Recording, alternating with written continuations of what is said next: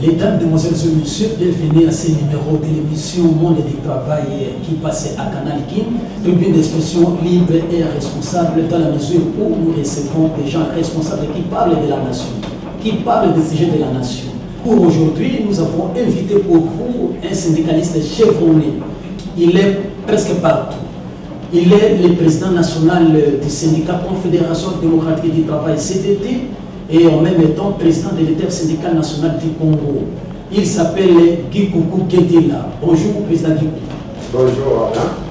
Voilà, avec vous, nous allons développer plusieurs sujets, entre autres la situation socio-professionnelle des enseignants, puisque depuis un certain temps, vous maquillez l'interlocuteur valable au niveau du gouvernement, puisque pendant tous ces moments-là, il n'y a pas eu un gouvernement au Congo, et maintenant vous avez un gouvernement qui vient d'être installé avec des animateurs, et ce gouvernement, pour vous, constitue un interlocuteur valable. Nous allons parler de la situation socio-professionnelle des enseignants, des agents fonctionnaires de manière générale, et nous allons parler également de SMIC. Vous avez signé le SMIC depuis 2017 et ces SMIC peinent à être appliqués pour l'application. Nous allons parler également de barème salarial des agents fonctionnaires de l'État. Et là aussi, il y a un problème. Et au cours de cette émission, nous allons chuter par le congrès que la CDT a organisé. Et ce congrès permet à la CDT de mettre sur pied un nouveau comité dans ces syndicats. Et nous allons voir également le bilan de ces syndicats sous la direction de Guy Coucou Guedila. Alors, je m'en vais directement à vous poser la question au président. Comment pouvez-vous présenter la situation socio-professionnelle des agents fonctionnaires de l'État en République démocratique du Congo? Oui, merci beaucoup. Comme tous les Congolais, nous ne sommes pas les agents fonctionnaires de l'État ne sont pas un niveau à part. Vous savez qu'au niveau de la République démocratique du Congo, la situation des agents et fonctionnaires de l'État n'est pas réjouissante. Ce n'est pas une bonne situation. Et je crois que tout le monde attendait des changements. Heureusement, nous avons eu des changements. Il y a un nouveau régime. Ces changements s'entendent les acteurs politiques, bien sûr, mais ça s'entend aussi les conditions de vie de la population. Et sur ce plan-là, vous savez que les agents et fonctionnaires de l'État ne sont pas fiers d'eux-mêmes, ne sont pas fiers de leur travail, parce qu'ils travaillent, mais la rémunération ne suit pas. Si vous aviez bien suivi le discours que l'intersyndical a tenu les 1er mai, lors de ce discours, nous avons soulevé trois choses. La première, il y a de l'injustice. Notre budget, et je pense qu'il faut aussi parler du budget au cours de cette émission, le budget de l'État. Tout le problème naît de là. Et il faut donner peut-être une petite place à ça. Certainement, nous allons en parler. Ok, alors je disais, lors de notre discours du 1er mai, nous avons soulevé trois choses. La première, il y a l'injustice constitutionnelle au niveau budgétaire. Tout le budget de l'État est consacré pratiquement à la rémunération des acteurs des institutions. C'est-à-dire un budget de 5 milliards, quand vous regardez là-dedans, c'est d'abord un budget très minime, ridicule, qu'on fixe à dessein à 5 milliards, alors qu'ils savent, les gens qui sont au gouvernement savent, que le Congo génère plus que 5 milliards. Et si vous m'en donnez l'occasion, nous y reviendrons. Oui. Alors, troisièmement, non, toujours dans ce chapitre, puisqu'on a 5 milliards, cet argent c'est seulement pour payer les institutions, payer le président de la République et son cabinet, payer le Premier ministre et les membres du gouvernement, payer le Parlement et les membres qui sont au Parlement, payer les autres institutions, agents et fonctionnaires. Or, un budget, ce n'est pas ça. Un budget, ça doit avoir une part de l'investissement. Les routes, les hôpitaux, la création même de l'investissement, c'est-à-dire créer même d'autres entreprises. L'État a beaucoup d'argent, il doit créer des entreprises. Parce que Vous savez, depuis que Mobutu est parti, les entreprises que nous avons ici, ce sont les entreprises que Mobutu a laissées. On n'a pas créé d'autres. Et même dans ces entreprises-là, il y a pléthore. Parce que chaque gouvernement qui vient, chaque mandataire nommé laisse dans la queue, chaque fois qu'il part, ils viennent avec une suite, ils gonflent des effectifs, ces entreprises ne réfléchissent plus, autre que les mandataires de l'État viennent pour ponctionner, pour voler de l'argent, au vu et au su de tout, pour financer leurs parapluies, ceux qui les ont installés, pour financer leurs partis politiques, pour financer leurs activités politiques, avec l'argent qui sont produits dans les entreprises deviennent les caisses des partis politiques. C'est voilà. Ça que vous avez également découvert dans votre discours. Tout à fait. Et donc, par rapport à cette situation, ça va de soi qu'on ne va pas bien s'occuper de... Et surtout, il y a l'impunité. Nous sommes dans un pays, toutes les entreprises ici, si vous prenez votre pays, c'est ridicule. Tout le monde sait que ces gens volent, ces gens pillent. Les travailleurs prient, ils sont impayés. Pendant 15 mois, 10 mois, 50 mois, tout le monde sait. Mais on se demande, vous savez, vous pensez, vous savez, parfois ça m'arrive, je suis devant les autorités. Vous parlez avec les gens, vous sortez et rien ne se fait. Vous dites, mais dans quel pays on peut assister à ce que nous... C'est incroyable. C'est vraiment incroyable. Et c'est ça qui fait que les frustrations, c'est ça qui fait que les autorités ne peuvent pas être respectées par la population. Parce qu'une population qui ne se sent pas protégée par les autorités n'aura pas d'amour pour ces autorités. Parce que l'amour vient de l'amour. L'amour naît de l'amour. Lorsque vous m'aimez, je sens que vous m'aimez beaucoup. Même si je vous aime, je finirai par vous aimer. Parce que les sentiments que vous avez envers moi m'obligeront à vous aimer. Par contre, la méchanceté développe toujours la méchanceté. Vous trouvez que la population est trop méchante envers les gens. Et c'est pour cette raison que vous avez décrié les budgets, parce que nous sommes en RDC, certainement vous avez raison. Tout ce qu'on vote comme budget, c'est 5 milliards de dollars. Et quand vous voyez même l'exécution de ces budgets-là, c'est vraiment rien. Vous voyez, l'Assemblée nationale, la présidence de la République, elle prend sa part, l'Assemblée nationale prend sa part, le Sénat, et tout est certainement tout ce qui a été voté en termes de budget est lapidé par ces institutions-là. Et puis, les fonctionnaires ne se retrouvent pas. Alors, comment voulez-vous que les fonctionnaires aiment leur dirigeants? Comment voulez-vous que les fonctionnaires aiment leur travail? C'est ce qui fait qu'ils se sont organisés. Voyant qu'on ne les paye pas, qu'est-ce qu'ils font? Ils le font par des alternances. Il va aujourd'hui, demain il ne part pas. Ou il va à midi, il coupe, il part autre part. C'est pour aller chercher un transport, rentrer à la maison, chercher quelque chose pour nourrir les enfants.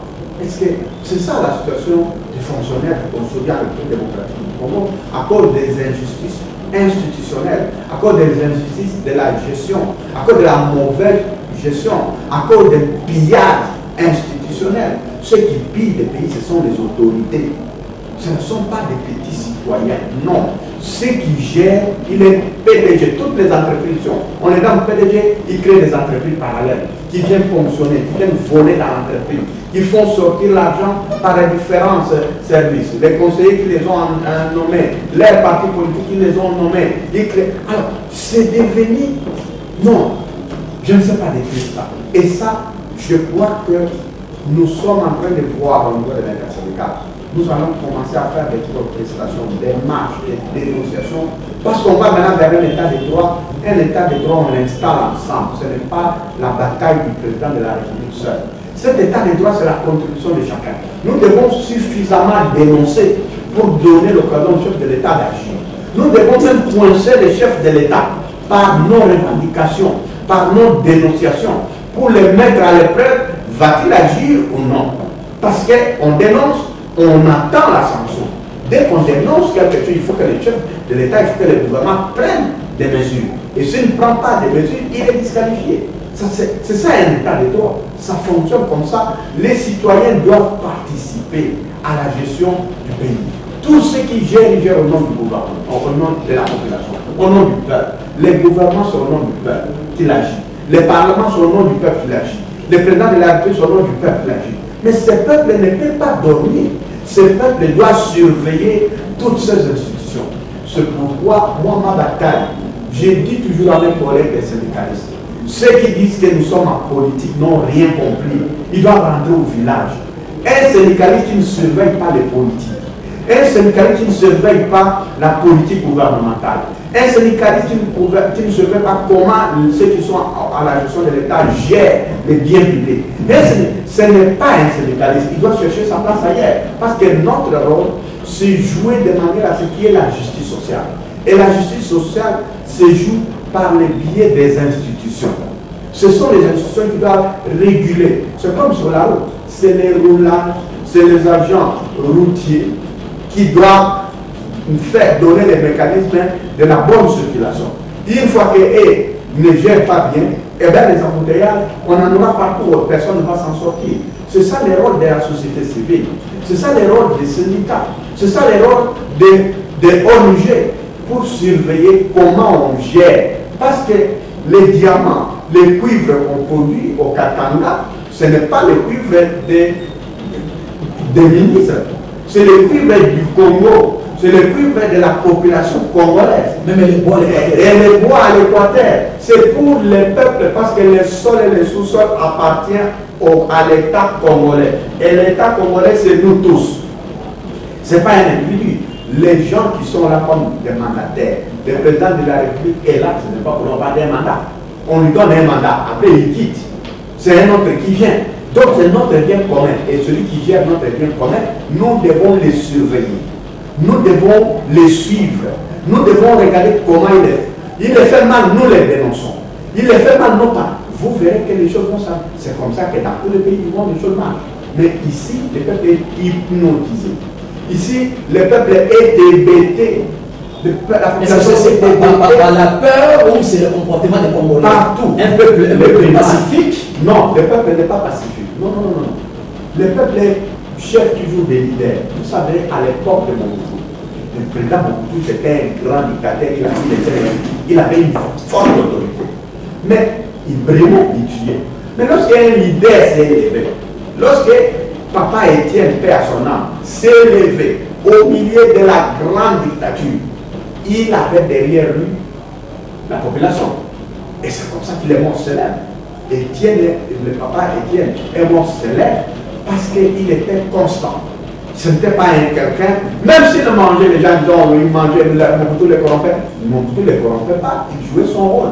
Parce que l'argent que Mobutu pouvait lui donner, ce n'est pas l'argent de Mobutu, c'est l'argent du Congo. Il avait le droit aussi à vivre, il avait le droit à avoir l'argent en tant que leader. Mais il jouait tellement son rôle que Mobutu a fini par tomber avant lui-même. Vous comprenez? Donc, la peur, oui, la population n'est pas pacifique, comme vous le dites.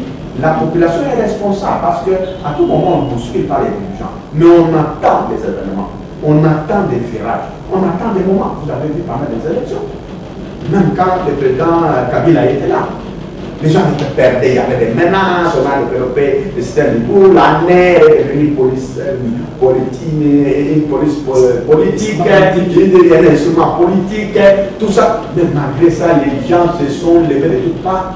Vous voyez que maintenant, tout le monde a éliminé la paix, l'église catholique s'est levée, et tout. Maintenant, tout le monde a contribué quand l'église s'est levée, les partis politiques se sont, finalement, même les partis politiques se sont essoufflés. Ils se sont réfugiés derrière l'Église catholique.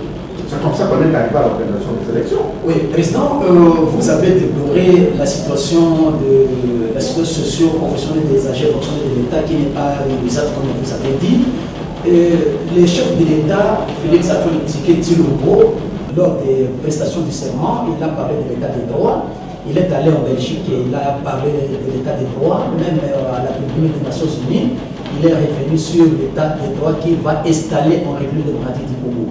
Pensez-vous qu'avec ces nouveaux leaderships, les choses vont s'améliorer au niveau de l'administration publique? Tout à fait. Non seulement au niveau de l'administration publique, mais au niveau du pays. Mais attention, Alain, je dis attention. Le chef de l'État, c'est un leader. Mais ce qu'il dit ne va s'accomplir que si nous tous, nous accompagnons cela. que si nous tous nous sommes d'accord avec ça, vous voyez, ce n'est pas le fait qu'il le dit que ça se fera, non. C'est le fait qu'on va mettre une politique, qu'on va adopter des comportements que cela va se faire. Parce que ce discours-là, on l'a déjà eu. Kabila l'a dit. Kabila père l'a dit. Mobutu le disait même dans ses multiples discours. Mais dans les Sur la faisabilité, sur le terrain, ça ne se faisait pas. Mais lui au moins, le président Félix a une volonté très affichée de cet état de droit. Mais ce qu'il faut craindre, voyez autour de nous. l'entourage.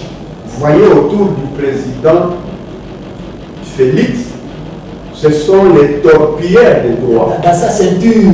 Voyez, ce sont les gens qui ont lutté contre l'état de droit.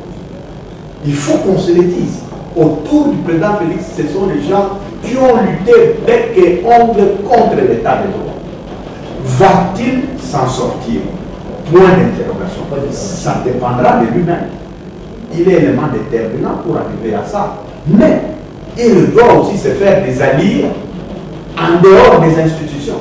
Le président de la République, pour réussir ce qu'il dit là, c'est une bataille. C'est une guerre qu'il est en train de déclarer, monsieur.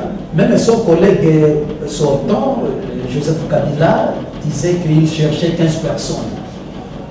15 personnes, s'il avait 15 personnes, en tout cas, il devrait engager la machine du pays. Mais finalement, il n'a pas trouvé ces 15 personnes. Est-ce que le président, comme vous venez de le dire, le président Félix Tshisekedi va s'en sortir? C'est ce que j'ai dit. Les 15 personnes, il y a dans le pays ici, il y a des honnêtes citoyens.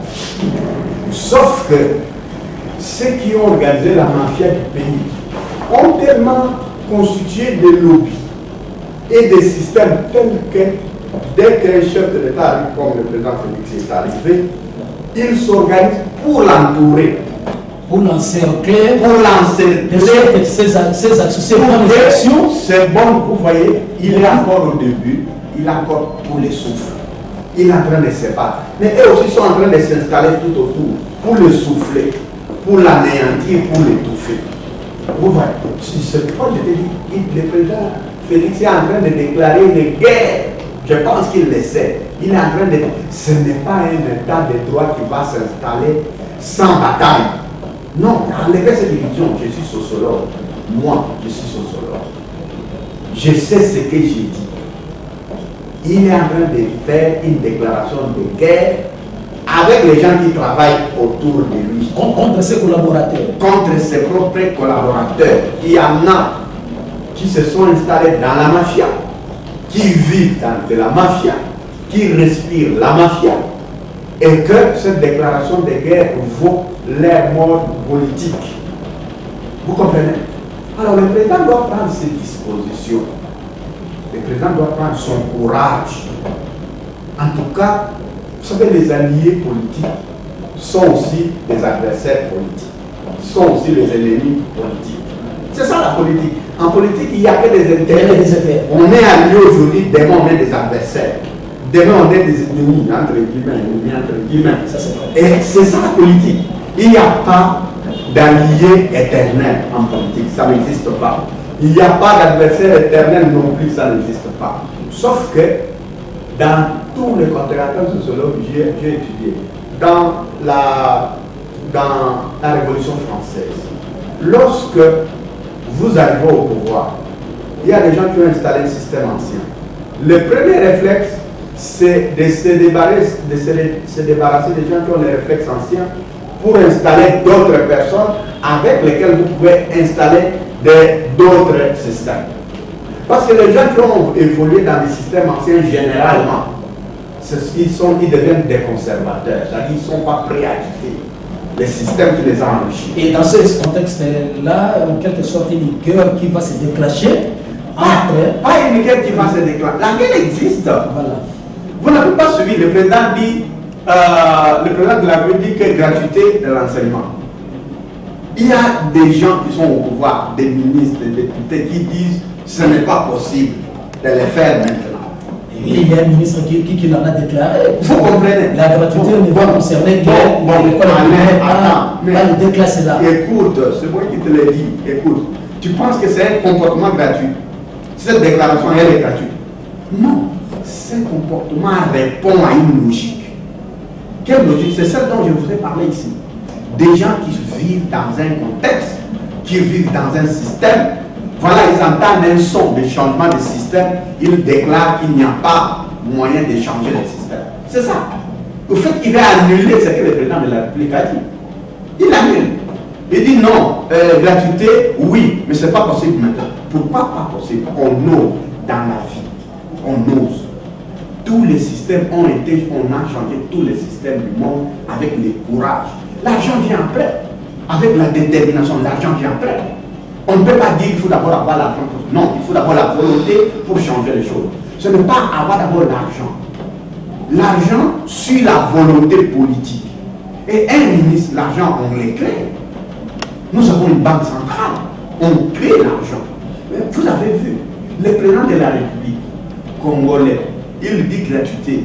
Un ministre dit que ce n'est pas possible. Le président présente les mêmes projets à l'extérieur du pays, dit je veux la gratuité. La Banque mondiale, ils ne sont pas des Congolais, ils disent nous on vous donne 1 milliard pour rendre possible la gratuité. Mais un ministre ici, dans les pays, il dit que ce n'est pas possible. Et à l'Est, là où le président de la République est arrivé, il a répété les mêmes propos.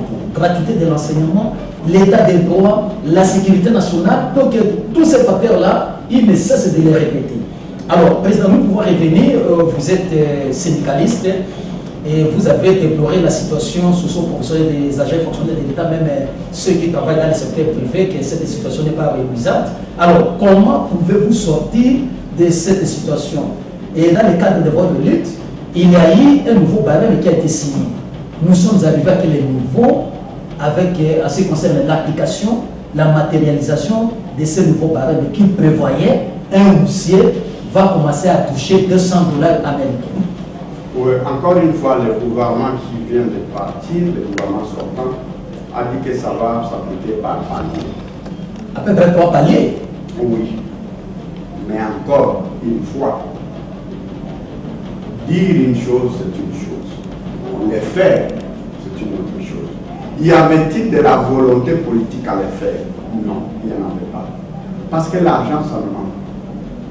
Ces fonctionnaires-là, l'argent que le système lui-même détourne, les commissions que les ministres, que les députés, tout ce qu'ils consomment eux comme des commissions, leurs frais de fonctionnement. À l'époque, je ne voudrais pas dire parce que je risque d'attaquer certaines consciences. Les frais de fonctionnement à l'époque, on nous a donné les frais de fonctionnement du Parlement. Le nombre des escortes qu'ils ont, le nombre de véhicules par escorte qu'ils ont. Si vous prenez toutes les institutions, le nombre de lettres des véhicules full option. Des véhicules full option. Le carburant que cela consomme, l'entretien. Rien qu'en prenant 3, 4 institutions, quand tu prends seulement cet argent-là, vous avez déjà réglé une grande partie des problèmes des enseignants-là. Par exemple, fonctionnement, tout ça. On a déjà réglé une partie. Mais comment voulez-vous que les gens viennent dans un pays? Les gens sont extrêmement pauvres. Vous trouvez quelqu'un, il sort. Premier ministre qu'il soit, président du Parlement, du Sénat, ou je ne sais pas quoi, à citer tout ce que vous voulez. Mais si, est-ce qu'il ne peut pas rouler avec même 2 voitures? Parce qu'on peut supposer que pendant qu'ils sont en train de rouler, ça peut avoir une panne. Avec 2. Quelqu'un entre dans son escorte, il est avec 15 voitures, 25 voitures. On ne voit même pas les chefs d'État occidentaux, parce que nous voyons même un accord, nous avons vu... Suis-moi un peu. Avec quel genre de voiture qu'ils utilisent? Suis-moi un peu, s'il te plaît, Alain. Donne-moi un peu de temps, parce que c'est le temps à la télé. 15 voitures, 25 voitures. Et pendant que toutes ces 25 voitures roulent, lui est dans une seule voiture. C'est-à-dire la nécessité, c'est d'être dans une voiture pour partir. Avec ces gardes de corps, on peut ajouter, on peut éliminer des dépenses folles. Ça, c'est la folie. Dans un pays où il y a la misère noire. Et pendant qu'ils font ça, à côté là, de leur cabinet, dans leur cabinet, il y a des fonctionnaires qui ne peuvent pas venir le lendemain au service parce qu'il manque 500 francs il manque 2000 francs. Mais il y a des voitures, donc on a mis full option, on a bombardé. Donc chaque semaine, on est en train de mettre du carburant plein qui coûte au total 2000 $, 3000, 6000, 10 000 $ pour les carburants des véhicules dans lesquels personne ne roule. Les entretiens, à la fin de mois, on envoie ça à Frima et je ne sais pas où. Quand on fait les entretiens, au bout d'un exercice, quelle dépense, vous voyez, mais quand vous allez ici au Rwanda, le ministre Paul Kagame, on peut tout dire. Vous pouvez tout dire, les Rwandais, vous pouvez tout dire, mes amis. La vie, c'est le réalisme. Il donne à ces ministres des voitures, mais quand on te paye une voiture, ça devient ta voiture. Tu es payé, avec ton argent, tu mets ton carburant. Si tu fais du gaspillage, tu fais du gaspillage de ton argent, mais pas l'argent de l'État, parce que les autres citoyens souffrent, ils n'ont pas d'argent. On doit faire des projets pour la communauté. Mais ici, ce n'est pas le cas. Ici, les gens sont gâtés. La folie a atteint des niveaux. La folie est devenue même institutionnelle. C'est-à-dire, dans les habitudes, on a mis ça dans les budgets, on a mis cette folie-là dans les budgets. Et que, donc, voilà tout un budget qui est arrêté dans la folie. La folie des hommes. La folie des gens qui vont gaspiller carburant, énergie, véhicules, tout ça, pour leur honneur, et dedans, il n'y a personne. On vote un budget.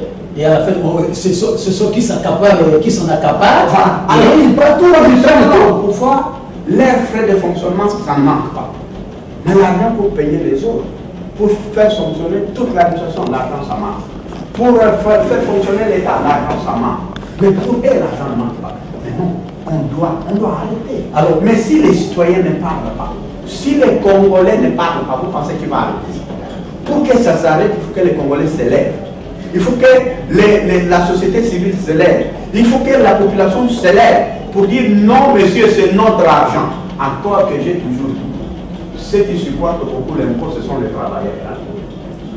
Ce sont les travailleurs. On paye, le budget de l'État est financé par les taxes et par les impôts des travailleurs. Donc, les gens qui sont mal payés, les travailleurs mal payés dans les certains pays, on leur coupe des impôts pour que les gens aillent faire de la folie. Et on fait des retenues à la source. On fait, mais bien sûr, l'impôt c'est retenir à ce que tu le fais ou pas, on te coupe.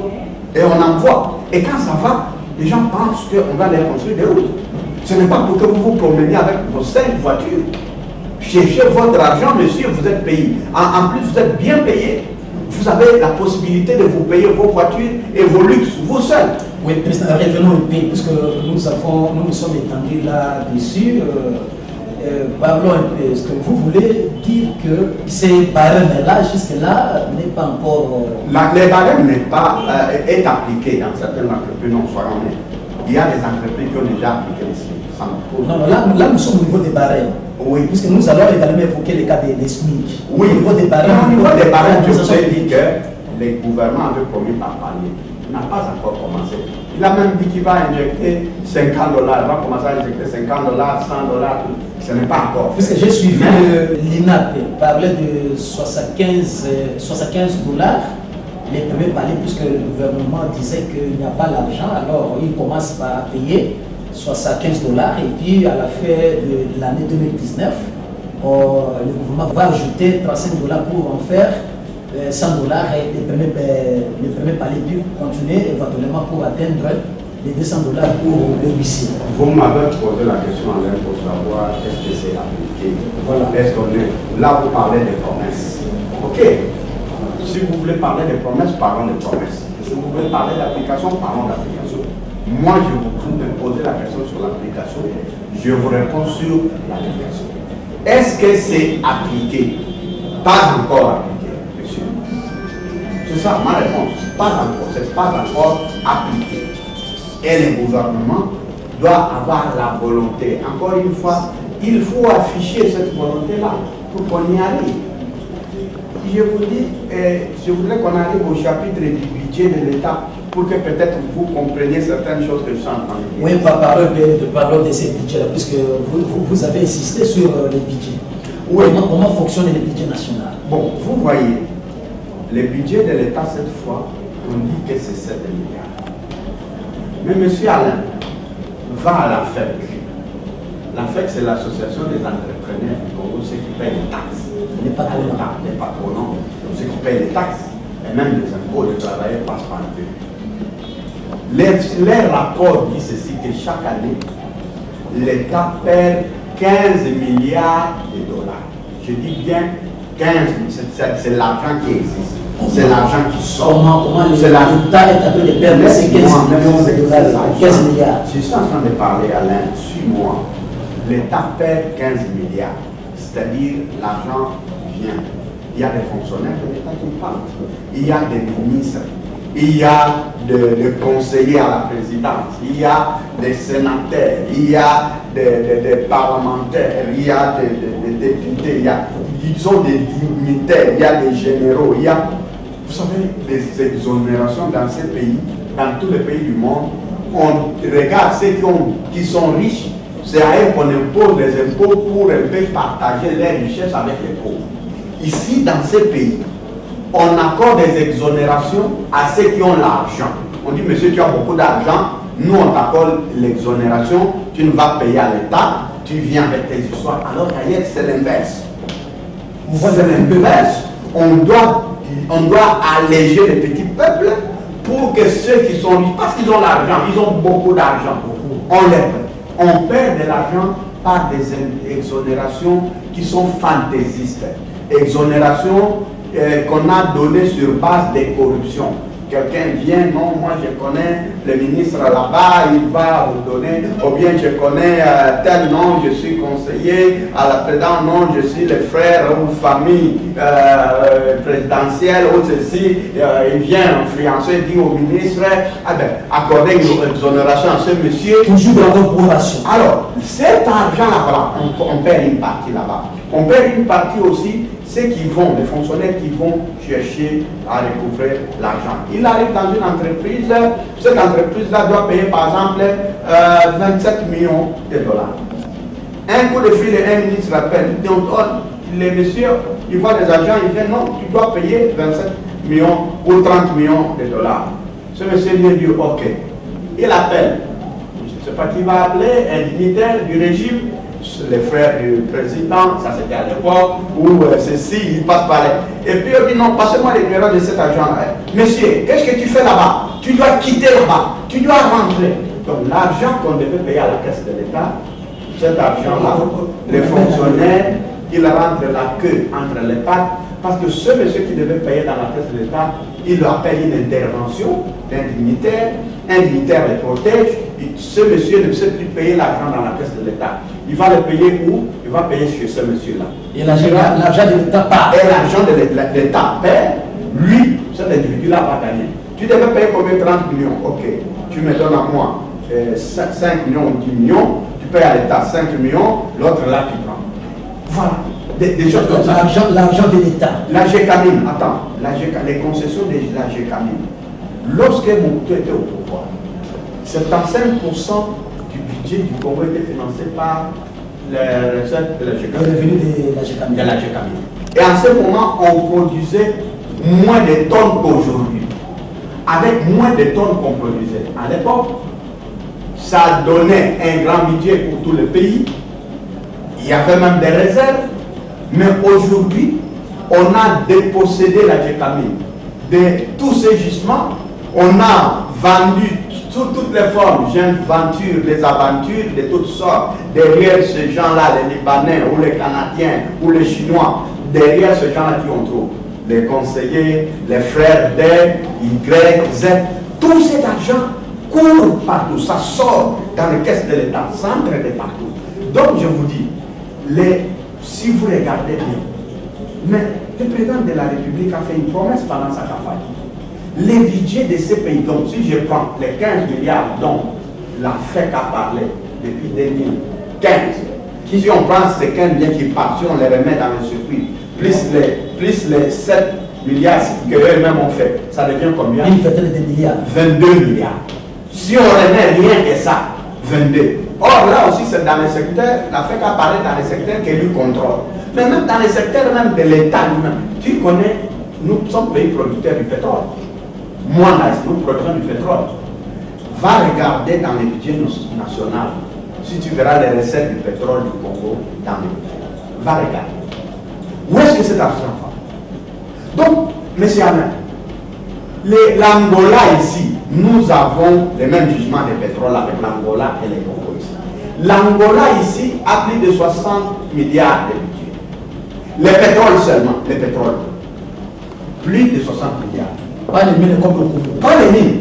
Bon, si nous ajoutons nos mines, nous pouvons avoir un budget de 40, 50 Et le bois. Les bois, les... À l'est, là, c'est quoi encore? Les coltans. Ça n'apparaît pas. Ces recettes, ça apparaît et maintenant, le Rwanda est le premier producteur de coltans. Vous le savez. Ça vient du Congo. Donc, ça a quitté le budget du Congo, c'est rentré dans le budget du Rwanda. Mais tout le monde le sait. Tout le monde ici le sait. Tout le monde. La guerre à l'Est, c'est quoi? C'est la guerre des richesses. Tout le monde est dedans. Alors, comment voulez-vous dans un pays comme ça, où tout le monde voit, tout le monde connaît, tout le monde sait, ce que j'ai dit là, c'est pas un secret. Alors, les résultats, le sait, tout le monde le sait, et personne n'a le courage de le dire. Bon, comment allons-nous développer ce pays? Voilà pourquoi je disais, le président est en train de faire une déclaration de guerre, parce que quand tous ces gens entendent ces choses, qu'est-ce qu'ils prennent comme disposition? Jamais. Ça ne peut pas être ainsi. Voilà pourquoi je dis, le budget de 7 milliards, on doit le rejeter au Parlement. Le Parlement doit rejeter. C'est un budget qui est voté pour accompagner le pillage qui a toujours eu lieu dans le pays. Ce budget-là de 7 milliards, c'est un budget d'accompagnement de pillage. Non. Je crois que le président de la République doit prendre son courage. On doit faire un bon budget qui doit aller au-delà des 20 milliards. C'est possible. La mobilisation de ces recettes-là, si on cesse avec des exonérations fantaisistes, avec l'interventionnisme dans les mines ici, avec l'interventionnisme dans les douanes, hein, pour aller dédouaner un véhicule ici, on voit un général qui va dédouaner les marchandises des Chinois. Qu'est-ce que le général a à voir dans cette histoire au niveau de la douane? Mais justement, est-ce que l'armée est là à la douane? J'ai dit justement, monsieur Alain, mais c'est toi qui devrais poser cette question. Parce que tu veux te taire, moi, je vais le dire. Parce que toi, tu le sais, tu ne poses jamais cette question, monsieur Alain. Ça existe, tout le monde le sait. Vous voyez, d'abord, vous voyez la route de Matadi ici, et détruite par qui? Par la magouille des Libanais, par la magouille des Chinois. Parce que tous les conteneurs qui viennent par véhicule ne devaient pas, depuis l'époque belge, c'est l'ONATRA, ça devait venir par voie ferroviaire pour épargner la route, que la route ne s'abîme pas tout le temps comme ça, parce qu'on met des tonnages qui dépassent, alors que la route la moins coûteuse, c'est les rails. Mais ils ont refusé, se sont ligués pour détruire l'ONATRA. On nomme un PDG. Un PDG développe un système de détruire l'ONATRA. Le gouvernement, les ministres, tous. Il y a une détention à l'ONATRA. Mais mon cher ami, moi je disais ça, la détention à l'ONATRA. Mais c'est moi qui gère le monde du travail, monsieur. Je gère le monde du travail, je sais ce que j'ai dit. Je ne suis pas d'aujourd'hui, je ne suis pas né d'aujourd'hui. Je suis dans ce pays, dans le monde du travail, dans le monde du syndicat. Je suis là, ça fait plus de 25 ans. Ce ne sont pas je ne raconte pas des histoires. L'OCPT ici, OCPT que tu vois. Mais y a-t-il une entreprise qui a l'argent comme l'OCPT ici? Et avec la chute de la fibre optique. Avec la chute de la fibre optique. Tous les pays du monde aujourd'hui, c'est le boom. Venez au Congo. L'exception, c'est le Congo. Une entreprise de télécommunications qui n'a rien, les impayements de autant de mois. Mais c'est quoi? C'est la mafia installée à la tête de l'entreprise. Et personne ne bouge. On dit, tout le monde le sait, tout le monde crie. Parce que, papa, là, d'abord, puisque le nombre de gens qui y a à Kinshasa, le nombre des abonnés qu'il y a ici. Ah mais non, j'ai évolué dans le secteur des télécommunications depuis maintenant plus de 18 ans. Et je savais quelque chose. Même les lois sur les télécommunications, je me suis battu pour que ça sorte à l'époque. Donc, je ne suis pas en train de dire des histoires, monsieur. Vous étiez le secrétaire général chargé des transports et des télécommunications. Chargé des transports et des télécommunications avec votre collègue Jérôme, hein, demande de lui. On a lutté pour que les lois sur les télécommunications ici sortent. Encore une fois, la mafia est installée à ce niveau. Nous sommes battus. Les batailles, nous les avons engagées depuis des décennies. Et cette mafia continue. Est-ce que nous devons continuer à nous taire jusqu'à quel moment? On va continuer à se taire jusqu'à quel jour? Et ce pays, vous voyez un groupe de gens comme ça, en train de s'enrichir, des millions de personnes en train de pleurer. Ils ne savent pas de père de famille. Les familles se sont disloquées. Ils ne peuvent pas faire étudier leurs enfants. Les jeunes ne peuvent pas trouver de l'emploi. Ils ne peuvent pas se marier. Ils ne peuvent pas assurer leur avenir. Mais il y a des citoyens, un groupe de gens qui assurent la mafia à leur postérité et tout le reste de la population est jeté en pâture. Non, c'est une responsabilité. Vous, la presse, vous êtes responsable de cette situation-là. Parce qu'il y a des choses à dénoncer, vous vous taisez. J'ai toujours chassé certains journalistes ici chez moi. Ils veulent m'embêter ici, je dis, va voir les ministres, monsieur. Comment vous êtes un journaliste? Un journaliste, il chasse les informations. Oh non, tel ministre ne veut pas nous recevoir. Je dis alors, vous ne faites pas votre couleur, il ne faut pas m'embêter. La politique gouvernementale doit être dite. Un ministre, c'est un homme public. Il ne peut pas prendre la fonction d'un ministre et fuir de dire à la population qu'est-ce qu'il va faire. Qu'est-ce qu'il va faire à la tête là? Quelle est sa politique? C'est le fou. Mais pourquoi il prend la gestion de la chose de l'État?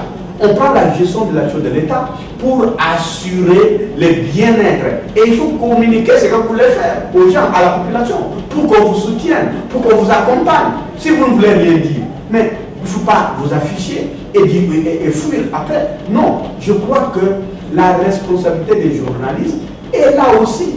Parce que vous dites toujours les syndicalistes, les syndicalistes n'ont pas la police. Les syndicalistes ne gèrent pas.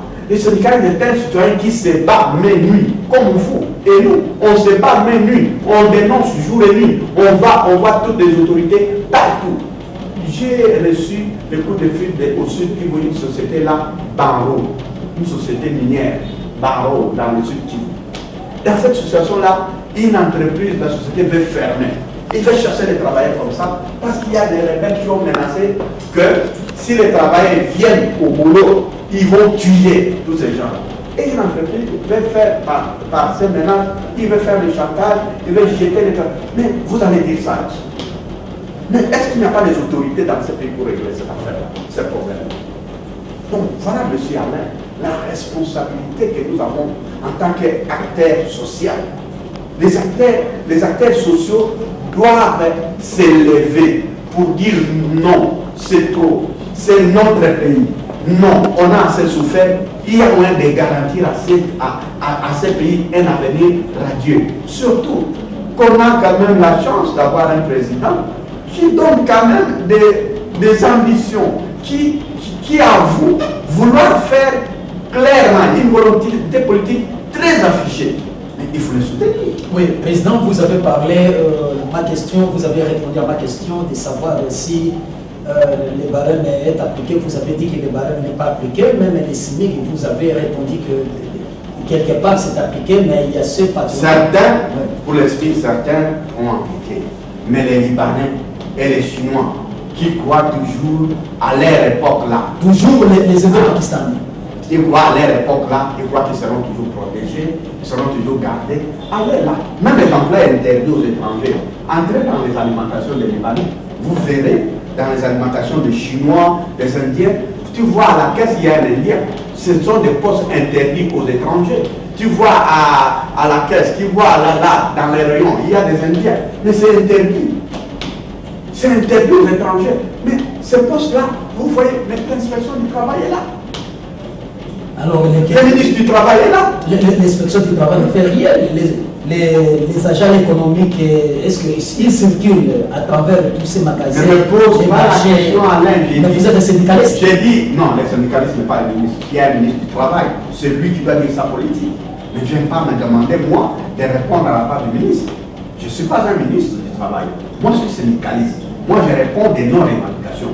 Mais la politique pour assurer ou pour assumer ces revendications, c'est le gouvernement. Ce sont les ministres. C'est eux qui doivent répondre, c'est pas moi, monsieur Alain. Voilà, Président, ça c'est l'émission Monde du travail en français, Moussala Oningala. Vous voyez que le président Guy Coucou a beaucoup d'informations, a beaucoup de la matière. En tout cas, la télévision c'est l'heure. Président, nous voulons aborder un sujet important. Vous êtes de la CDT. Vous êtes à la présidence de la CDT depuis 2012, si je me mémoire 2012. Aujourd'hui, vous venez d'organiser les congrès. Et en termes de ces congrès, il y a eu un nouveau comité qui vient d'être mis sur pied. Et dans ce comité-là, c'est vous qui êtes au pilotage. Alors, est-ce que vous pouvez dire à l'opinion, en quelques mots, comment avez-vous géré la CDT durant tous ces temps-là et avec quel bilan? Oui, je pense que je suis très mal placé. Je ne peux pas me juger moi-même. Je suis avec vous maintenant là. Oui. Nous pouvons aller vers vos collaborateurs pour leur poser la question de comment Guy Coucou avait à gérer la CDT depuis 2012 jusqu'à cette période qui a été sanctionnée par la fin de ce mandat et avec la mise sur pied d'un nouveau comité de pilotage de la CDT. À la tête, Guy Coucou. Oui, je suis à mon deuxième mandat. Je disais que je ne peux pas me juger moi-même. Les vrais juges, ça doit être les autres. Les juges impartials, ça doit être les autres. Moi, je suis un acteur, mais je crois, par les renouvellements, nous étions beaucoup d'acteurs dans le mandat qui vient de se passer. Les autres, on ne les a pas reconnus. Moi, on m'a reconnu. Je crois que c'est par confiance. Et les gens pensent que j'ai quand même fait quelque chose. Et comme vous dites que vous êtes avec nous, vous avez suivi les combats de la CDT sous notre leadership. Nous sommes en train de mener des combats sur plusieurs fronts, des batailles sur plusieurs fronts. Et je crois que nous continuons. Et nous avons commencé cette bataille depuis longtemps. Depuis longtemps, nous sommes sur le front, sur terrain. Et je crois que vous pouvez mesurer la qualité des prestations et des informations que nous avons. Ce n'est pas le fruit du hasard, c'est le fruit d'une expérience accumulée. Et je crois que dans le monde syndical aujourd'hui, nous ne sommes plus dans les syndicalismes de biceps, c'est-à-dire la force, tout ça, les injures. On est dans les syndicalismes d'alternative, c'est-à-dire les idées, les débats. Et c'est pourquoi les collègues ont estimé que nous pouvons encore défendre les valeurs de la CDT. Et voilà pourquoi ils nous ont répondu. Le bilan, je crois, il a été un peu positif, parce qu'il faut dire que nous avons évolué dans un contexte très difficile de l'économie d'abord du pays, la situation politique. Vous savez que depuis 2014-2015, on est entré dans une fournaise politique où les élections, c'était entre organiser les élections, on n'est pas organiser les élections, Kabila doit partir, Kabila ne partira pas, et l'environnement économique a été affecté par le climat politique. Ça n'a pas permis aux entreprises, aux acteurs sociaux de jouer réellement leur rôle. Mais je pense qu'aujourd'hui, qu'il y a une éclaircie politique, nous avons l'intention. Voilà pourquoi nous voulons que le président de la République reçoive. Nous avons répété ça, le président de la République doit recevoir les gens du monde qui gèrent le monde du travail. Les syndicats, ce sont eux qui gèrent les frustrations des travailleurs chaque jour. Dans tous les coins de la République, ce sont les syndicalistes qui gèrent. Il n'y a que des grèves, des impayements, des frustrations. Tous les gens qui gèrent cela sont les syndicalistes. Et pour que le président soit complet dans son programme d'action, il doit écouter des acteurs principaux. Les premiers acteurs, ça doit être les opérateurs économiques. Le président de la République doit avoir l'habitude d'échanger régulièrement avec les acteurs économiques, ceux qui gèrent le monde économique. Deuxièmement, avec les acteurs sociaux, ceux qui gèrent les sociales, les syndicats, les travailleurs. Il faut que les chefs de l'État, s'ils veulent s'en sortir, c'est ce que tout le monde fait dans le monde. Tous ceux qui ne l'ont pas fait, Mobutu l'a fait et il a eu le temps de faire le temps qu'il a fait. Kabila père ne l'a pas fait. On sait là où ça aboutit. Kabila fils ici ne l'a pas fait. Il a été emprisonné par une classe politique qui ne lui laissait pas d'aller affronter aussi les acteurs sociaux. Et il a été prisonnier de cela, jusqu'à ce qu'il a été emporté et les mêmes acteurs sont là. Le président Félix, s'il veut s'en sortir, il doit quitter cette logique-là. De voir s'enfermer que des combines politiques, que des acteurs politiques. Non, dans un pays, tout n'est pas politique. Il y a une partie politique, il y a une partie économique, il y a une partie sociale. Et le chef, en tant que chef de l'État, il doit interférer, il doit échanger avec les acteurs politiques, avec les acteurs économiques, avec les acteurs sociaux, pour qu'il ait les équilibres de la société congolaise. Je vous rappelle, à son temps, le général Maïlé a décrié la République des professeurs, toujours les professeurs. Ils étaient avec Mobutu, ils étaient avec Laurent Mouzé Kabila, ils étaient avec le président Joseph Kabila qui vient de partir, et on voit les mêmes professeurs qui continuent. Et c'est pourquoi le général Maïlé disait la République des professeurs. Toujours les professeurs, malheureusement, ils ne produisent pas de bons conseils au chef, et les résultats, nous les voyons. Travailler dans un pays, ce n'est pas les politiques du professeur qui peut donner la qualité, non. Mais bien sûr, Alain, note ici. Souvent, ceux qui ont réussi, ce sont ceux qui sont sur le terrain. Ce n'est pas un diplôme. Les Congolais, ça c'est d'ailleurs aujourd'hui, on produit, on pond les Congo est devenu même une industrie, tellement on a mis des diplômes en tête, diplôme, on a tellement de diplômés qui ne représentent absolument rien dans la tête. Sur le plan expertise. Je suivais le professeur Popono dans une interview, je ne sais pas c'était où, il a dit, je suis professeur d'université au campus à Kisangani, au campus de Kinshasa, il dit sur 10 étudiants, que j'ai en cap, un seul peut bien parler français, un seul sur 10. Ça dit trop de diplômes, même la qualité de nos professeurs, la qualité que les gens vous appelez professeurs là, non. Le pays n'a pas besoin de professeurs pour... non, les pays d'ailleurs, en général, les professeurs sont des théoriciens, ne sont pas des bons praticiens. Ils ne peuvent pas bien gérer, ce ne sont pas des bons gestionnaires. Je suis désolé, vous, si c'était ça, c'est la République qui allait les pays être les bien développés, les bien gérés. Parce qu'on a fait, comme vous avez dit, la République des professeurs. Ce n'est pas ça. Même les gens qui n'ont pas étudié peuvent bien gérer. Même les gens qui n'ont pas étudié peuvent très d'ailleurs, en général, les excellents, de ceux qui ont réussi dans le monde des affaires, quand même, ce ne sont pas les gens qui ont terminé l'université. Mais ce sont ces gens-là qui ont réussi dans la vie pratique, à qui il faut donner la gestion, pour qu'ils puissent mettre leur expertise. L'expertise ne vient pas des diplômes, l'expertise vient de la pratique. Voilà, Président, peut-être quelques mots concernant la gestion d'avenir de votre syndicat, la CDT. Comment vous projetez gérer la CDT avec l'expérience que vous avez acquise et pour la réussite d'abord au niveau de la défense des agents, des travailleurs d'une manière générale, au niveau de la gestion interne et donc c'est dans le cadre de l'épanouissement de la CDT. Oui, la CDT en bref, et je ne vais pas donner tous ces détails, c'est comme je vous ai dit, je ne peux pas me juger moi-même.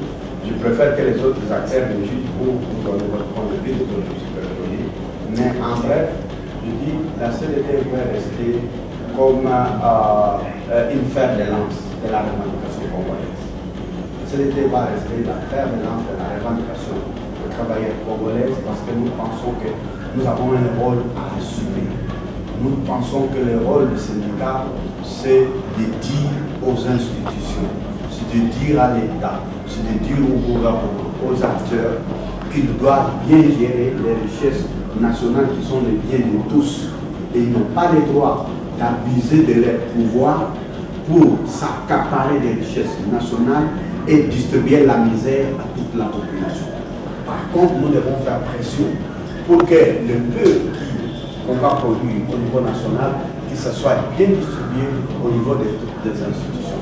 Ça, c'est ce que je peux garantir aux travailleurs, aux fonctionnaires de l'État, que la CDT est là, ça restera la fer de la revendication pour que les revendications soient entendues auprès des autorités. Bientôt les élections syndicales. Oui, les élections syndicales, bientôt, et je crois que ça va se faire comme d'habitude, mais je crois que nous sommes à la fin de votre émission. Je propose qu'à une autre émission plus élaborée, nous ayons le temps de donner des détails par rapport à son gouvernement. Voilà, c'est les derniers mots du président de la CDT, en même temps président national de l'inter-syndical national du Congo. Vous l'avez attendu, vous l'avez suivi avec beaucoup d'attention. Ce n'est pas à nous, la presse, ce n'est pas à moi, journaliste, de pouvoir juger ce qu'il a dit. C'est à la population, c'est à l'opinion des jugements, c'est à l'opinion de l'appréciation. Et ceux qui ont des sorts contraires par rapport à ce qu'il a dit, la porte de l'émission Monde du Travail est ouverte et l'émission va toujours vous recevoir. Pour aujourd'hui, nous avons reçu pour vous, invité pour vous, Guy Coucou. Nous avons échangé ensemble avec lui. Il a parlé de la situation d'une manière générale de l'administration des agents et fonctionnaires de l'État au niveau de l'administration publique. Il a parlé de travailleurs du secteur privé. Et presque partout, il a essayé de toucher. Il dit que la situation n'est pas réjouissante. Et la balle est lancée aux gestionnaires du pays, les présidents de la République, les ministres, ceux qui sont au niveau du portefeuille, à eux de savoir orienter les choses pour que tout le monde se retrouve. Parce que beaucoup déjà déplorent qu'il n'y a pas une bonne répartition des ressources nationales. Voilà, l'émission Monde du Travail est là, Monde du Travail en français et puis Monsala en lingala. Au revoir.